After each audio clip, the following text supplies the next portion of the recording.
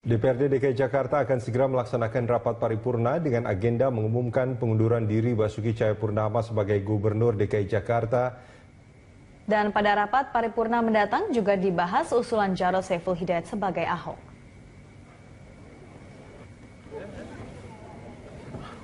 Rapat paripurna pengumuman pengunduran diri Ahok sebagai Gubernur DKI Jakarta dijadwalkan akan dilakukan pada hari Selasa mendatang. Menurut Wakil Ketua DPRD DKI Jakarta M. Taufik, rapat paripurna ini disesuai dengan ketentuan undang-undang dan merupakan kewajiban DPRD untuk mengumumkan pengunduran diri serta mengusulkan penggantinya kepada Presiden. Taufik menegaskan akan menyerahkan surat pengumuman pengganti kepada Presiden sesaat selesai paripurna. Senada dengan Taufik, Dirjen Otonomi Daerah Kemendagri, Sony Sumarsono juga meminta pihak DPRD merealisasikan hal itu segera mungkin. Jarod akan menjabat sebagai Gubernur DKI Jakarta definitif selama 5 bulan ke depan sebelum nantinya digantikan Gubernur terpilih Anies Baswedan. Salah satunya mengundurkan diri, maka ada kewajiban DPRD untuk mengumumkan pengunduran diri tersebut dan sekaligus mengusulkan pengangkatan Pak Wakil Gubernur menjadi Gubernur kepada Presiden melalui Menteri Dalam Negeri. Nah, karena itu ada waktu yang dibatasi. Bila 10 hari DPRD tidak melakukan itu, maka Menteri Dalam Negeri bisa melakukan itu. Nah, kami berpikir bahwa hari Senin kita bamus, Selasa kita lakukan paripurna. Dari Mendagri segera setelah diterima usulan dari DPRD, berikut berita acaranya, baru kemudian segera kita proses administrasinya dari Pak Mendagri kepada Pak Presiden melalui Seknek tentunya. Nanti tergantung prosesnya di sana. Mungkin butuh waktu kurang lebih 1 minggu, saya kira. Itu proses administrasinya sendiri berapa lama, Pak? Itu. Kalau dari cepat, saya kira paling 1 hari. 1 hari maksimal. Berarti dalam minggu depan itu sudah bisa dilantik ya, Pak? Ya? Insya Allah. Tergantung jadwal dan kesibukan Pak Presiden. Karena pelantikan oleh Pak Presiden kan berarti kan waktu beliau. Sementara itu, melalui tim kuasa hukumnya Basuki Cahayapurnama atau Ahok mengajukan pengunduran diri sebagai Gubernur DKI Jakarta. Pengunduran diri ini diajukan agar tidak membebani Presiden.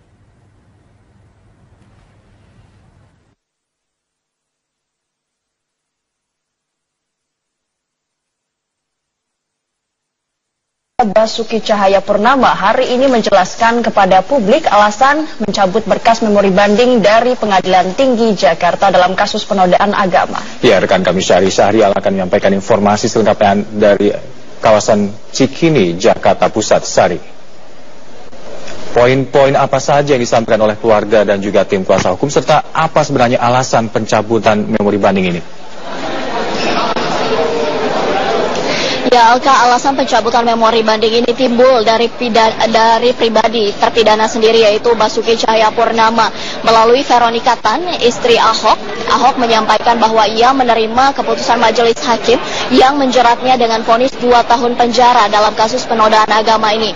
Ahok juga menginginkan agar tidak ada lagi unjuk rasa terkait dengan pembebasan ia sebagai tahanan. Dan ini semua agar tidak menimbulkan kemacetan dan juga kerugian ekonomi negara. Begitu alasan Ahok dalam pencabutan memori banding ini. Tadi istri Ahok, Veronica Tan, membacakan surat yang ditulis langsung oleh Basuki Cahayapurnama dalam rumah tahanan Depok yang disampaikan Veronica Tan ini dalam konferensi pers hari ini. Untuk lebih lengkapnya berikut adalah Veronica Tan yang membacakan surat dari Basuki Cahayapurnama dari dalam tahanan.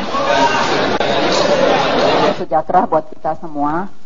Pada saat kami sebagai keluarga memutuskan untuk tidak banding, Bapak meminta saya untuk membacakan surat ini kepada semua. Rumah tahanan Depok, Minggu 21 Mei 2017. Kepada para relawan dan pendukung Ahok yang saya cintai, semua mereka yang telah menjalankan proses demokrasi dimanapun berada.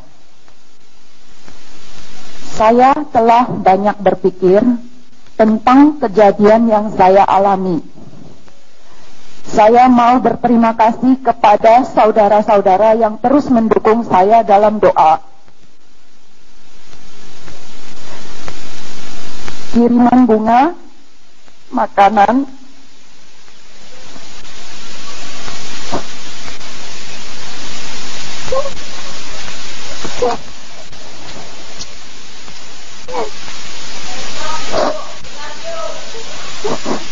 kartu ucapan, surat, buku-buku, bahkan dengan berkumpul menyalakan lilin.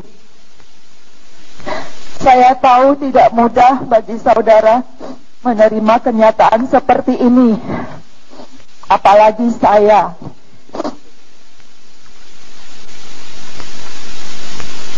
Tetapi saya telah belajar mengampuni dan menerima semua ini. Jika untuk kebaikan kita dalam berbangsa dan bernegara.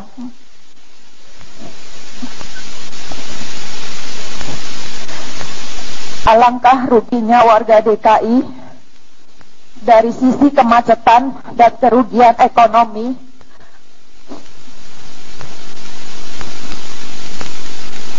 akibat adanya unjuk rasa yang mengganggu lalu lintas. Tidaklah tepat saling unjuk rasa dan demo dalam proses yang saya alami saat ini.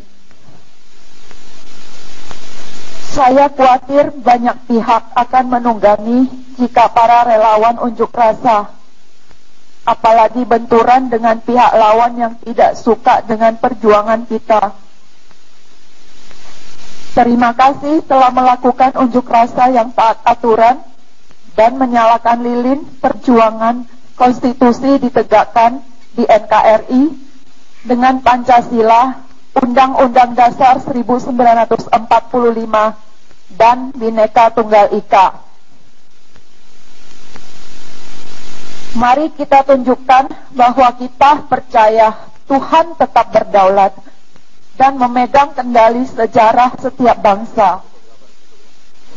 Kita tunjukkan bahwa kita adalah orang yang beriman kepada Tuhan yang Maha Esa, pasti mengasihi sesama manusia, pasti menegakkan kebenaran dan keadilan bagi sesama manusia. Gusti ora sare, put your hope in the Lord, now and always. Mazmur 131 ayat 3. Kalau dalam iman saya katakan, the Lord will work out His plan for my life. Mazmur 138 ayat 8a. Ahok BTP. Terima kasih.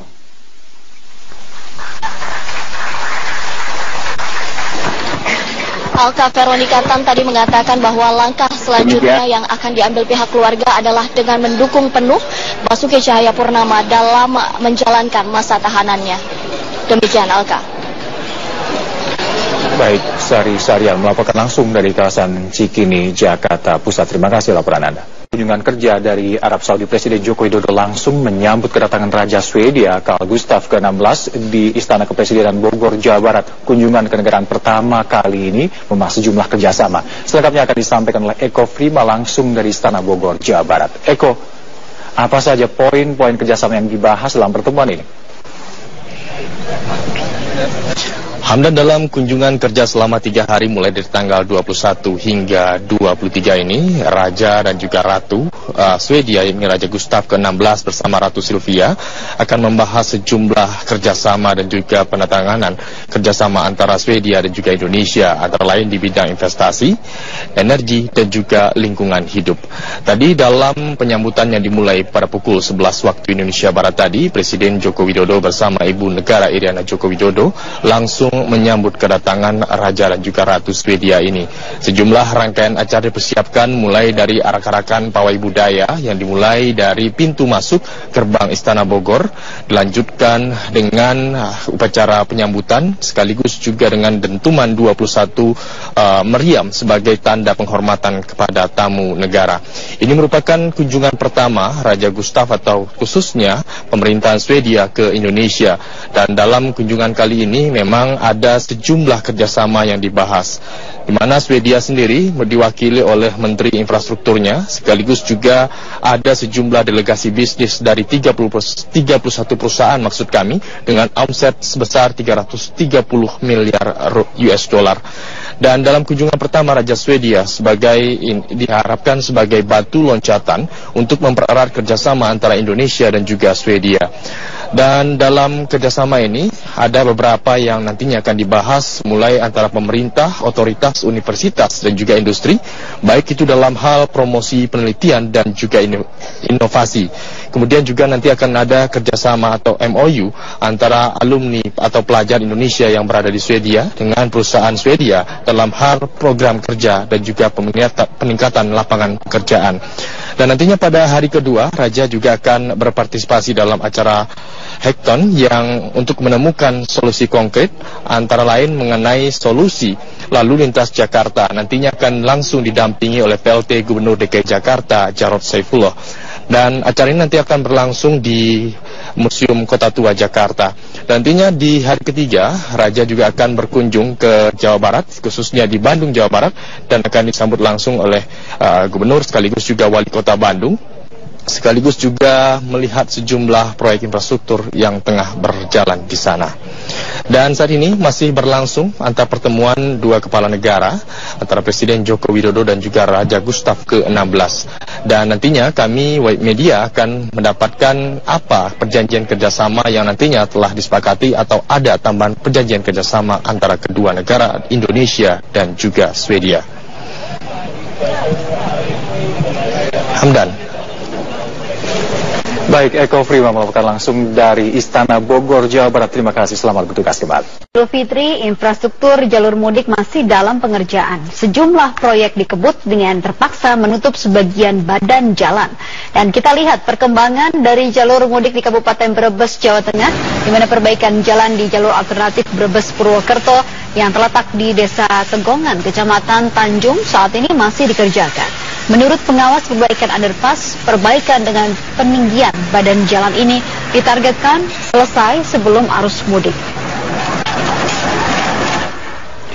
Selain itu, pemirsa, di Kabupaten Bantul, Dinas Pekerjaan Umum Provinsi Daerah Istimewa Yogyakarta mulai melakukan perbaikan jalan di jalur lintas selatan, dan saat ini salah satu perbaikan dilakukan di Jalan Nasional Ring Road. Untuk mempercepat perbaikan jalan, petugas pun menutup separuh badan jalan, dan menurut petugas perbaikan ini dilakukan selain untuk persiapan arus mudik juga untuk memperlancar jalur distribusi kebutuhan pokok selama bulan puasa Ramadan. Selain di Pulau Jawa, perbaikan jalan untuk menghadapi arus mudik juga dilakukan seperti di Kabupaten Langkat, Sumatera Utara. Saat ini perbaikan jalan di jalur alternatif dari Medan menuju Aceh yang merupakan jalan lintas Sumatera di Kecamatan Padang Tualang, Kabupaten Langkat, Sumatera Utara masih terus dikerjakan.